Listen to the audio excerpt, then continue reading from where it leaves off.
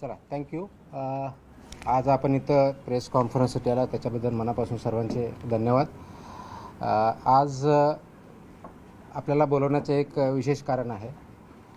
पाठीमागे ज्यावेळेस आपण भेटलो होतो त्यावेळेस एक विशेष आदेश आपण पारित केला होता आणि आपल्या माध्यमातून तो सर्वांपर्यंत पोहोचला, ही चांगली गोष्ट आहे.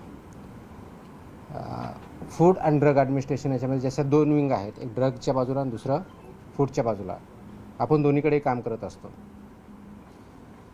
तर फूडवरती काम करताना एक लक्षात येतं आहे की आपल्याकडं जे रेग्युलेशन्स आहेत, म्हणजे food safety and standards authority act 2006, 2011चे नियम आणि त्या अनुषंगाने 2011पासून आत्तापर्यंत वेगवेगळे स्टँडर्ड्स आणि रेग्युलेशन जे तयार झालेले आहेत आणि जे इम्प्लिमेंट करणं अपेक्षित आहे, त्याच्यासाठी एन्फोर्समेंट म्हणून किंवा इम्प्लिमेंटिंग ऑथॉरिटी म्हणून FDA महाराष्ट्रामध्ये फूड अँड ड्रग ॲडमिनिस्ट्रेशन यांची जबाबदारी आहे. त्या कायद्याअंतर्गत फूड सेफ्टी कमिशनर म्हणून मी काम करतो इथे. जे कोणी ह्या पदावरती व्यक्ती काम करतं तर फूड सेफ्टी म्हणून करतं.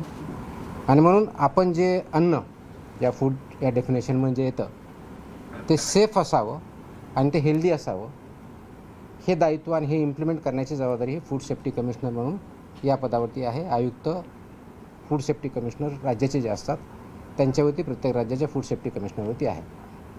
या अनुषंगाने बघत असताना आपलं जे फूड आहे आणि आपण जे कन्झम्पशन करतो, म्हणजे प्रिपरेशन असेल, त्याचं प्रोसेसिंग असेल, त्याचं मॅन्युफॅक्चरिंग असेल आणि त्यांचं कन्झम्पशन असेल, ह्या सर्व स्टेजेसवरती स्टँडर्ड्स ठरलेले आहेत.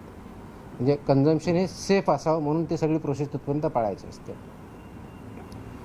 याचा एक महत्त्वाचा घटक जो सर्वात मेन अफेक्ट करतो, मॅन्युफॅक्चर तर आहेच, प्रोसेसर आहेत, पण सर्वात महत्त्वाचा आजच्या डेटला जर बघितला तर हॉटेल्स, रेस्टॉरंट्स, इटरीज, ऑनलाईन जे प्लॅटफॉर्म त्यांच्यामार्फत जे फूड दिलं जातं, विकलं जातं, नागरिकांपर्यंत दिलं जातं, हे स्टँडर्ड्स पाळतात की नाही पाळतात हा एक महत्त्वाचा इश्यू आहे. आणि याच्यासाठी खूप चांगल्या प्रकारचे रेग्युलेशन स्टँडर्ड्स हे फूड सेफ्टी अथॉरिटीने, गव्हर्नमेंट ऑफ इंडिया यांनी डिसाईड केलेले आहेत, वेळोवेळी डिक्लेअर केलेले आहे. त्याचं इम्प्लिमेंटेशन करणं हे अत्यंत गरजेचं आहे. त्या अनुषंगानं काल 23 जूनला मी एक आदेश पारित केलेले आहेत की ते आदेश आहेत हॉटेल्स, रेस्टॉरंट आणि इटरीज यांच्या बाबतीतल्या पाळावयाच्या ज्या गोष्टी आहेत, ज्या स्टँडर्ड्स आहेत, ज्या प्रोसेसेस आहेत, त्या पाळणं बंधनकारक आहे त्यांच्यावरती. तर त्यामध्ये जर बघितलं तर आम्ही ग्राहकांच्या आरोग्यासाठी, आरोग्य संरक्षणासाठी अन्न व औषध प्रशासन म्हणून एक महत्त्वाचा निर्णय, एक ऐतिहासिक निर्णय काल घेतलेला आहे आणि ते आदेश मी पारित केलेले आहे. हे काय आदेश आहेत तर हे कंप्लायन्स ह्या इंडस्ट्रीनं, म्हणजे हॉटेल्स, रेस्टॉरंट, इटरीज हे जे आहे यांनी करायचे आहेत आणि त्यांचं इन्फोर्समेंट आपल्या मशिनरीमार्फत, म्हणजे आपली जी यंत्रणा आहे त्यांच्यामार्फत करायचं आहे.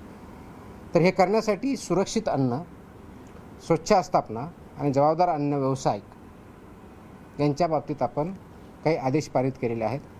ते सर्वात महत्त्वाचं म्हणजे काय तर ते जे रेग्युलेशन्स आहेत ते रेग्युलेशन्स इम्प्लिमेंट करणं गरजेचं आहे.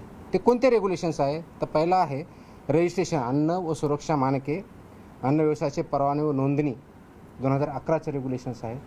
तर याच्या बाबतीत मोस्टली बऱ्यापैकी रजिस्ट्रेशन झालेलं आहे किंवा लायसन्स झालं. रजिस्ट्रेशन म्हणजे ज्यांचा टर्नओव्हर 1.5 कोटीच्या आत आहे तोपर्यंत रजिस्ट्रेशन, त्याच्यावरचे लायसन्सेस असतात. त्याचं इम्प्लिमेंटेशन काही प्रमाणात म्हणजे मोठ्या प्रमाणात झालेलं आहे. पण त्याच्या व्यतिरिक्त अन्न व सुरक्षा मानके, अन्न उत्पादन मानके व अन्न संयोजके हे विनियम 2011 याचं इम्प्लिमेंटेशन होणं गरजेचं आहे. त्याचप्रमाणे अन्न व सुरक्षा मानके, दूषके, विषे व अवशेष हे 2011चे रेग्युलेशन्स आहेत, याचं इम्प्लिमेंटेशन होणं गरजेचं आहे. त्याचप्रमाणे अन्न सुरक्षा व मानके, लेबलिंग आणि प्रदर्शन 2020 याचं इम्प्लिमेंटेशन होणं गरजेचं आहे. त्याचप्रमाणे अन्न सुरक्षा व मानके, पॅकेजिंग विनियम 2018 याचं इम्प्लिमेंटेशन होणं गरजेचं आहे. आणि त्याचबरोबर शाळेतल्या मुलांसाठी जे सुरक्षित अन्न व संतुलित आहार नियम 2020 आहेत हे सुद्धा इम्प्लिमेंट होणं गरजेचं आहे. आपल्यासमोर हा प्रश्न असेल की हे मानके होते तर म्हणजे का इम्प्लिमेंट झाले नाहीत किंवा पूर्णपणे होतात की नाही आहे. आतापर्यंत आमचा जो अनुभव आलेला आहे, म्हणजे माझ्या अगोदरचाही जे काही रेट झालेले आहेत, सर्च झालेले, सीजर झालेले आहेत, ज्या कंप्लेंट्स आलेल्या आहेत आणि त्याच्या ज्या फाइंडिंग्ज आहेत, त्या फाइंडिंगमध्ये आम्हाला काय सापडलं आणि त्याच्यात हे उत्तर आहे की हे आदेश म्हणजे पारित केले याची आवश्यकता का भासते. कदाचित इंडियामध्ये आपण फर्स्ट असू, मला माहीत नाही बाकीच्या राज्यांनी केलेलं नाही, की मोस्टली मला जे आहेत असे आदेश मला बघायला भेटलेले नाही आहेत. कदाचित असेल किंवा दुसऱ्यांनी केले असेल. तर याची आवश्यकता यासाठी पाहिली की ज्या आम्ही राबवलेल्या तपासण्या आहेत, विशेष मोहिमा आहेत, सर्वेक्षण आहेत आणि अंमलबजावणी या कार्या